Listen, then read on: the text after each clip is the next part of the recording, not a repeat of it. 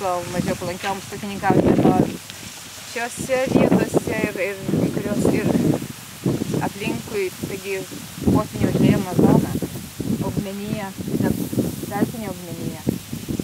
Kai kuriuose vietose netgi vanduo nuslūgsta gegužės pabaigoje, birželio mėnesį, tai galima pačius pirmuosius gyvulius išginti į pirmąją žolę. Šlapis jie. Mano manimu, ten, kur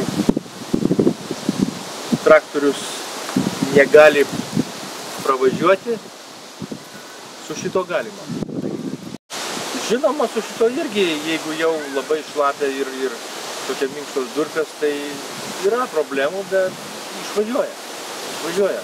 Nėra lengva tai padaryti, bet padaryti įmanoma ir va, išvažiavom.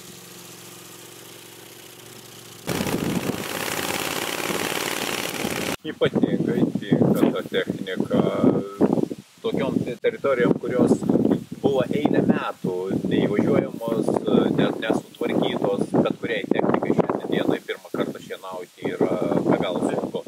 Technika dar gali tiesiog šiek tiek pavargdama, bet gali nuvalyti pirmą kartą.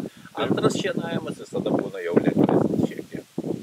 Ir puikiai žinom, kad tarkim dažniau šienaujant keičiasi net ir žolinės sudėtis. Ir tada pasidaro tos pievos jau šiek tiek lygesnės, mažiau kupstuotos, jos tada kitaip šiek tiek net ir pradžiūsta ir dirvos paviršius kitoks pasidaro, truputėlį sutankėja, kita žolė ateina, sakykime, paviršius pasidaro kietesnis ir šiek tiek tada jau galima išvažiuoti. Tai galima sakyti, kad kaip pionierinė technika, tarkim, kai kuriuose vietovėse. Aš taip manyčiau.